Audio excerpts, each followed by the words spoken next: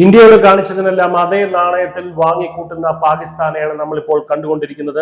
കാലാകാലങ്ങളായി പ്രോക്സികളായ ഭീകരവാദികളെ ഇന്ത്യയിലേക്ക് അയച്ച് സ്ഫോടനങ്ങളും വെടിവെപ്പും ഒക്കെ നടത്തി നിരപരാധികളായ ആളുകളുടെ ജീവൻ എടുത്തുകൊണ്ടിരുന്നപ്പോൾ ഇന്ത്യ പലതവണ പാകിസ്ഥാനോട് മുന്നറിയിപ്പ് നൽകിയിരുന്നു.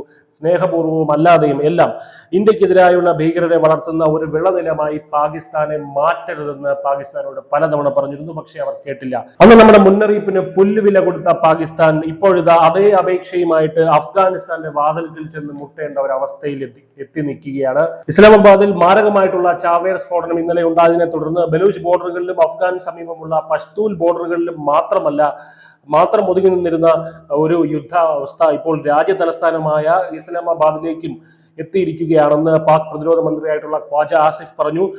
സ്ഫോടനത്തിന് പ്രധാനമന്ത്രി ഷഹബാസ് ഷരീഫ് ഇന്ത്യയെ പഴിചാരിയിരുന്നെങ്കിലും തൊട്ടു പിന്നാലെ തന്നെ പാകിസ്ഥാനുള്ളിലെ താലിബാനായിട്ടുള്ള തെഹ്രീക്ക് താലിബാൻ ഉത്തരവാദിത്വം ഏറ്റെടുത്തിരുന്നു.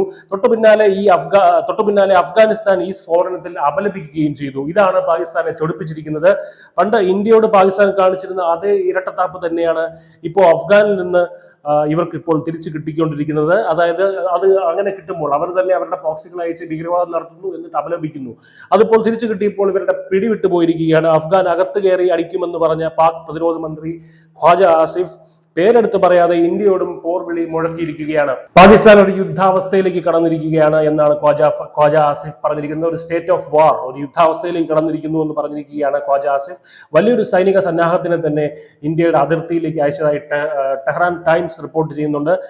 എന്തായാലും അഫ്ഗാനെ അങ്ങ് മലർത്തിയടിച്ച് കളയാമെന്ന് വിചാരിക്കുന്ന പാകിസ്ഥാൻ അതേ കോലും കൊണ്ട് ഇന്ത്യയെ വിരട്ടാൻ വന്നു കഴിഞ്ഞാൽ എങ്ങനെ യുദ്ധം നിർത്തണമെന്ന് പിന്നെ തീരുമാനിക്കുന്നത് ഇന്ത്യ ആയിരിക്കും എന്ന് ഓർക്കേണ്ടതായിട്ടുണ്ട്. നമ്മുടെ ചീഫ് ഡിഫൻസ് ഓഫ് സ്റ്റാഫ് ആയിട്ടുള്ള അനിൽ ചൗഹാന്റെ വാക്കുകൾ ഒന്നുകൂടെ മനസ്സിരുത്തി പാക് പ്രതിരോധ മന്ത്രി കേൾക്കണം.